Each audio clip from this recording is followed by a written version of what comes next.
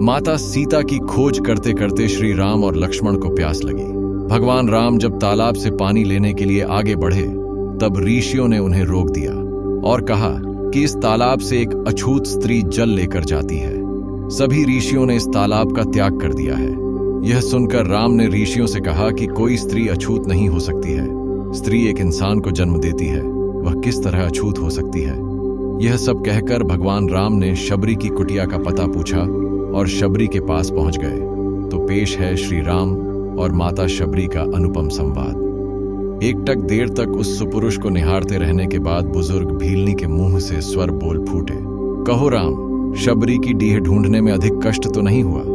राम मुस्कुराए, यहां तो आना ही था मां, कष्ट का क्या मोल।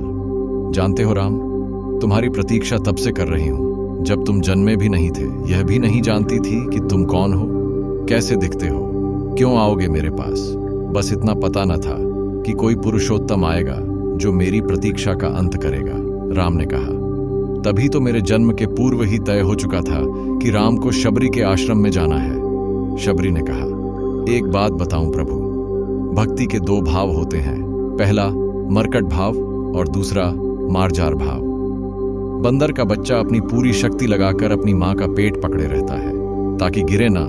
उसे सबसे अधिक भरोसा मां पर ही होता है और वह उसे पूरी शक्ति से पकड़े रहता है। यही भक्ति का भी एक भाव है जिसमें भक्त अपने ईश्वर को पूरी शक्ति से पकड़े रहता है, दिन रात उसकी आराधना करता है।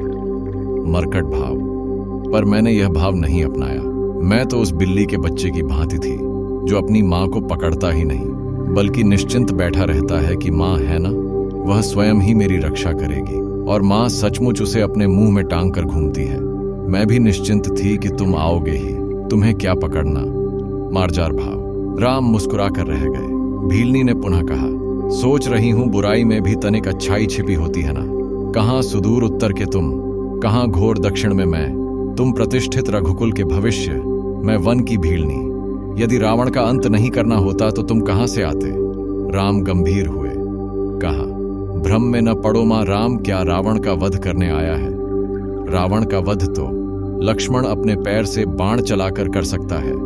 राम हजारों कोस चलकर इस गहन वन में आया है तो केवल तुमसे मिलने आया है मां, ताकि सहस्त्रों वर्षों बाद जब कोई भारत के अस्तित्व पर प्रश्न खड़ा करे तो इतिहास चिल्लाकर उत्तर दे कि इस राष्ट्र को क्षत्रिय राम और उसकी भीलनी मां ने मिलकर गढ़ा था।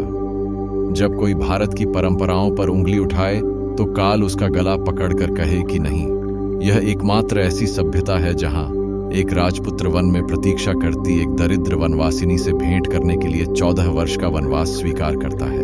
राम वन में बस इसीलिए आया है ताकि जब युगों का इतिहास लिखा जाए तो उसमें अंकित हो कि शासन प्रशासन सत्ता जब पैदल चलकर समाज के अंतिम व्यक्ति तक पहुंचे तभी वह राम राज्य है। राम वन में इसलिए आया है ताकि भविष्य स्मरण रखे कि प्रतीक्षाएं अवश्य पूरी होती है। राम रावण को मारने भर के लिए नहीं आया है मां। माता शबरी एक तक राम को निहारती रही। राम ने फिर कहा, राम की वन यात्रा, रावण युद्ध के लिए नहीं है माता। राम की यात्रा प्रारंभ हुई है भविष्य के आदर्श की स्थापना के लिए। राम निकला है ताकि विश्व को संदेश दे सके कि मां की अवांछनीय इच्छाओं को भी पूरा करना ही राम होना है। राम निकला है कि ताकि भारत को सीख दे सके कि किसी सीता के अपमान का दंड असभ्य रावण के पूरे साम्राज्य के विध्वंस से पूरा होता है। राम आया है ताकि भारत को बता सके कि अन्याय का अंत करना ही धर्म है। राम आया है ताकि युगों को सीख दे सके कि विदेश में बैठे शत्रु की समाप्ति के लिए आवश्यक है कि पहले देश में बैठी उसकी समर्थक सूर्पणखाओं की नाक काटी जाए और खर दूषणों का घमंड तोड़ा जाए। और राम आया है ताकि युगों को बता सके कि रावणों से युद्ध केवल राम की शक्ति से नहीं बल्कि वन में बैठी शबरी के आशीर्वाद से जीते जाते हैं। शबरी की आंखों में जल भर आया था। उसने बात बदल कर कहा, बेर खाओगे राम। राम मुस्कुराए, बिना खाए जाऊंगा भी नहीं मां। शबरी अपनी कुटिया से झपोली में बेर लेकर आई और राम के समक्ष रख दिया।